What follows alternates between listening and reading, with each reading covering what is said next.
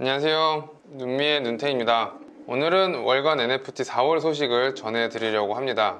벌써 5월 중순이지만 좀 늦은 감이 있지만 4월에 어떤 소식이 있었는지 전달해 드리도록 하겠습니다. 오늘의 순서는 먼저 해외 소식 준비했고요. 그 다음에 메타콩즈에 대한 이야기 조금 드리고, 그 다음에 4월에 핫했던 소식인데 M2E Move to Earn에 대해서 말씀드리고요. 사건 사고, 마지막으로 짧게 NFT 관련된 단신 소개해 드리도록 하겠습니다. 먼저 해외 소식 들어가 보겠습니다. 스타벅스 먼저 말씀드릴 건데요. 스타벅스가 제 기억으로는 작년 하반기부터 해서 주가가 굉장히 많이 빠진 걸로 알고 있거든요. 이유는 미국에서 사람들의 인건비가 굉장히 많이 오르면서 그런 거에 대한 걱정, 그리고 노조 이슈가 있었던 것 같아요. 그런 이슈들로 인해서 스타벅스가 굉장히 주가가 안 좋았는데, 그래서 최근에 창업자인 하워드 슐츠 이분이 다시 CEO로 부임을 했습니다. 그래서 이 사람이 스타벅스에 NFT를 도입을 해보겠다 이렇게 밝혔는데요. 그 뉴스를 같이 한번 보도록 하겠습니다. 스타벅스까지 뛰어든 NFT, 가상공간에서도 인지도 쌓는다. 기사를 보면은 돌아온 슐츠 연내 NFT 사업 이렇게 나와 있고요. 4월 10일 업계에 따르면 스타벅스의 아버지로 불리는 하워드 슐츠 스타벅스 창업자가 최고 경영자로 복귀한 첫날에 타운홀 미팅을 했다고 합니다. 이 오픈 포럼에서 현재 NFT를 하고 있는 사업가나 기업, 브랜드 이런 데들을 봐도 스타벅스만큼의 자산을 갖고 있는 곳은 없다, 이런 이야기를 했다고 합니다. 그러니까 자신들이 갖고 있는 IP 그리고 브랜드 파워가 현재 NFT에 뛰어든 그런 브랜드나 회사들보다 더 뛰어나다, 이런 얘기거든요. 그래서 앞으로 NFT를 통한 디지털 이노베이션을 추진하고 있으며 앞으로 수준의 구체적인 내용을 공개하겠다, 이렇게 밝혔다고 합니다. 세계 최대의 커피 음료 기업인 스타벅스에서 NFT를 하겠다, 이런 소식이고요. 그 아래쪽 기사를 보면은 스타벅스 말고 코카콜라, 타코벨, 파파존스 이런 글로벌 식음료 회사들도 메타버스와 연계해 이미 NFT 시장 진출을 선언한 상태다, 이런 또 내용이 나와 있습니다. 그 다음 이야기는 아마존인데요. 아마존도 요즘에 주가가 그렇게 좋지 않거든요. 팡 이런 거 들어보셨죠? 페이스북, 아마존, 넷플릭스,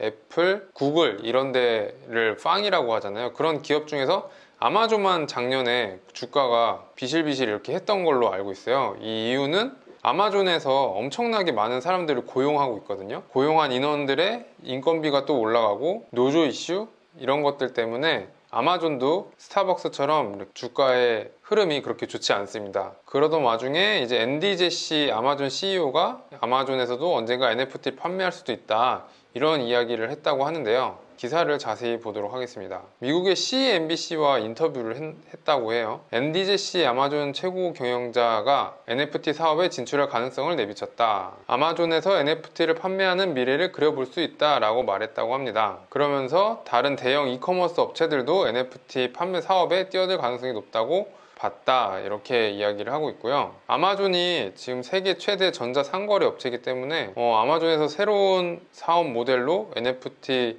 마켓플레이스를 한다고 하면은 어느 정도 영향이 있지 않을까라고 생각이 들고요. 아마존에는 또 AWS라는 또 막강한 클라우드 서비스가 있기 때문에 그런 거랑 엮어서 또 어떻게 경쟁력 있는 서비스를 내놓을 수도 있지 않을까, 이렇게 생각을 해봅니다. 자, 다음은 블리자드 이야기인데요. 저번 달에 마이크로소프트에서 블리자드를 인수했는데 저는 굉장히 잘 됐다, 이런 생각을 했었거든요. 블리자드가 작년인가 언제부터 직원들의 성희롱 이슈 이런 내부적인 사정 때문에 굉장히 평가를 못 받았거든요. 뭐 주가도 엄청 떨어지고 이랬는데, 그래도 블리자드에서 갖고 있는 자산이 스타크래프트라든지 워크래프트, 뭐 디아블로 전부 다 제가 굉장히 좋아하는 게임들인데, 디아블로나 스타크래프트 이런 거, 워크래프트 이런 게 전부 다 1990년대 나온 거니까 벌써 30년 정도 됐잖아요. 그렇게 오랫동안 인기 있는 IP를 가진 회사거든요. 그래서 저는 블리자드가 NFT를 하면은, 게임에 NFT를 도입을 하면은 굉장히 파워풀할 수 있겠다, 이런 생각을 했는데, 블리자드 대표가 NFT 도입 계획이 없다라고 밝혔다고 해요. 트위터에 No one is doing NFTs 라고 트윗을 남겼다고 합니다. 여기 보면은 블리자드 대표인 마이크 이바라가 트위터를 통해 NFT를 도입할 계획은 없다라고 밝혔다고 합니다. 다수의 미디어에서 해당 기업이 암호화폐에 적극적인 관심을 표하고 있다고 보도했는데, 마이크 이바라는 계획이 없다라며 추측을 종식시켰다, 이렇게 트윗을 날렸다고 합니다. 진짜로 관심이 없을지 이거는 앞으로 지켜봐야 될 것 같습니다. 근데 분명한 거는 블리자드가 갖고 있는 IP들이 정말 강력하기 때문에 이것들을 활용해서 꼭 NFT뿐만 아니라 뭐 영화, 애니메이션 이런 식으로 잘 활용하면은 전 충분한 부가가치를 창출할 수 있다고 생각을 하고 있고요. 마이크로소프트가 이제 인수했으니까 좀 더 멋진 모습들이 나오지 않을까 생각을 하고 있습니다. 자, 다음에는 NFT도 담보대출이 있더라고요. 대출하면은 보통 부동산 담보대출 아니면 신용대출 아니면은 자동차 담보대출 이런 거가 주로 이뤘었는데 NFT도 담보대출이 있다라는 뉴스였고요. 사실 이거는 작년에도 이 서비스가 있었는데 최근에 이 기사가 나왔길래 한번 또 가져와 봤습니다. 이게 어떻게 진행되는 방식인지 제가 잠깐 찾아봤는데, 먼저 제가 돈을 빌린다고 했을 때 제가 이런 크립토펑크 이미지를 갖고 있다고 해볼게요. 그러면은 나 이 크립토펑크로 돈 빌리고 싶어, 너네 제안을 해봐. 그리고 리스팅을 딱 해요. 그러면은 이제 쩐주들 있잖아요, 돈 빌려주는 사람. 이 사람들이 이런 조건을 제시를 하는 거죠. 92더를 빌려주고 30일 후에 4이더 이자로 달라, 이런 식으로 제안할 수도 있고, 이 가운데 있는 사람은 102더를 빌려주고 나중에 5이더로 이자를 줘. 그러니까 나중에 최종 105이더를 줘. 이런 식으로 제안을 하는 겁니다. 그래서 이 리스트 한 사람이, 돈이 필요한 사람이, 그래 나는 이 가운데에 있는 친구랑 거래를 하겠어 라고 하면은 이 사람한테 102더를 받는 거죠. 그리고 나중에 30일 후에 105 이더리움을 돌려주면은 다시 NFT를 받고, 만약에 돈을 갚지 못하면은 이 NFT가 돈 빌려준 사람한테 이렇게 소속이 되는 그런 구조더라고요. 저는 이 구조가 되게 굉장히 재밌었는데, 담보 평가를 어떤 금융기관이 하는 게 아니라 개인들이 스스로 판단을 해서 돈을 빌려주고 이렇게 하는 서비스잖아요. 그래서 굉장히 블록체인스럽다, 탈중앙화스럽다, 이런 생각이 들었고요. 나중에는 NFT 시장도 안정이 되면은 기존에 있는 금융권에서도 이런 서비스를 보여주지 않을까라고 생각이 듭니다. 이렇게 해서 해외 소식 간단하게 살펴봤고, 그 다음에는 메타콩즈와 손잡은 기업들 한번 볼게요. 메타콩즈는 국내 NFT 프로젝트인데 국내에서는 제일 잘 나간다라고 볼 수가 있거든요. 이 메타콩즈랑 어떤 회사들이 손을 잡았나 한번 차근차근히 보도록 하겠습니다. 먼저 이 원숭이 고릴라가 GS25 조끼를 입었어요. 그래서 MG 고객 잡아라, GS25 유니폼 입은 NFT 메타콩즈 나온다, 이런 기사고요. 저번 달에 제가 GS25에서 3기미 NFT 나왔다고 말씀을 드렸거든요. 그런 거 보면 GS25에서 굉장히 이 NFT에 관심이 많은 것 같아요. 3기미 NFT도 하고 메타콩즈랑도 협업을 하고 이런 모습이고요. 메타콩즈는 경품으로 지급을 한다고 해요. 그래서 GS 리테일이 블록체인 기술 기업 주식회사 메타콩즈와 함께 블록체인 기반 NFT 프로젝트 추진 및 상호 시너지 창출을 위한 업무 협약을 체결했다라고 합니다. 그래서 이번 협약을 통해서 GS25는 한정판 메타콩즈 PFP NFT 개발 및 운영, 메타콩즈 컬래버레이션 상품 및 굿즈 제작, 메타콩즈 팝업스토어 전개, 온오프라인 마케팅 협업, 메타버스 서비스 상호 협력, 편의점, 슈퍼, 홈쇼핑 분야의 NFT 협업, 단독 진행 등을 협력하기로 했다라고 합니다. 그래서 앞으로 편의점이랑 슈퍼, 홈쇼핑에서 메타콩즈를 보려면은 GS 계열사, GS 홈쇼핑, GS25, GS 마트인가요? 그런 슈퍼 여기서만 볼 수가 있다라는 거고요. 그래서 앞으로 또 어떻게 메타콩즈랑 구체적인 협업 내용이 나올지 뉴스가 나오면 또 전달해 드리도록 하겠고요. 그 다음에 메타콩즈랑 손잡은 기업이 또 현대차가 있어요. 이 현대차 NFT 시장 진출 이렇게 나왔는데, 현대차에서 지금 NFT 프로젝트 하는 게 굉장히 인기가 많은 걸로 알고 있거든요. 이것도 기사를 한번 보도록 하겠습니다. 현대차 NFT 세계관 메타 모빌리티 유니버스 이런 걸 만들었나 봐요. 근데 그거 아세요? 그 인스타그램에 그르르라고 해가지고 굉장히 MZ세대가 좋아할 만한 짤 같은 거, 되게 젊은 감성으로 만든 계정이 있는데 그거를 몇 년 동안 어디서 했는지 몰랐거든요. 그게 현대차에서 아무도 모르게 그 인스타그램 계정을 운영을 해봤더라고요. 그래서 그런 거 보면은 현대차가 굉장히 딱딱하고 그런 회사로 알고 있는데, 또 이런 거 보면은 되게 젊은 느낌이 있다라는 생각이 들더라고요. 어쨌든 다시 돌아와서 현대차 NFT 내용을 좀 보면은 메타 모빌리티 유니버스라는 소개 영상을 공개를 했다. 그리고 인기 NFT 캐릭터인 메타콩즈와 협업해 NFT를 발행한다. 한정판 현대 바이 메타콩즈 콜라보레이션 30개가 발행이 됐다라고 하고요. NFT 커뮤니티 강화를 위해서 전용 커뮤니티 채널도 구축을 했습니다. 그 일반적인 NFT 프로젝트들이 하는 거를 다 똑같이 하고 있고요. 그래서 이런 것들, 머리 위에 있는 건 옛날에 포니 자동차 그거고, 뒤에는 뭐 바퀴도 달려있고, 옷에 보면은 포니 이런 게 써있는 이런 NFT를 이제 발행한다, 이런 소식이고요. 그 다음에는 요거는 3월 달에 있었던 소식인데, 3월에는 더 현대서울에서 1주년 기념으로 메타콩즈를 줬었거든요. 이런 거 보면은 국내 기존 기업들이 NFT 시도를 할 때 자기네들이 자체적으로 뭔가 만들어서 하는 방법도 있지만 그 기존의 유명한 NFT 프로젝트와 협업하는 경우가 많거든요. 그런 경우에 아무래도 가장 잘 나가는 프로젝트 이런 것들과 손을 잡는 경향이 있는 것 같아요. 그래서 메타콩즈가 이렇게 많은 대기업들과 협업을 하는 게 아닌가 이렇게 생각이 들고, 그리고 사실 기업 입장에서 메타콩즈가 뭐 비싸봤자 1,000만 원에서 2,000만 원 뭐 이 정도 사이인데, 그 정도 비용은 사실 아무것도 아니거든요, 기업 입장에서는. 그렇기 때문에 이왕 할 거 가장 리스크가 적고 가장 유명한, 그리고 비용은 상대적으로 비싸 보이지 않는 이런 메타콩즈랑 협업을 한다, 저는 이렇게 생각이 들고 있습니다. 그래서 앞으로도 이 메타콩즈랑 기존 기업들이 많이 협업을 하는 사례가 나오지 않을까, 이렇게 저는 조심스럽게 생각을 하고 있습니다. 자, 그 다음에 볼 거는 M2인데요. M2는 Move to Earn 이라는 겁니다. 그래서 이거 관련해서 국내에서 새로운 소식이 나왔기 때문에 좀 전달해 드리면요, 이 스테픈 앱과 관련된 건데, 이 스테픈 서비스에 대해서 잠깐 말씀을 드리면은, 걸으면은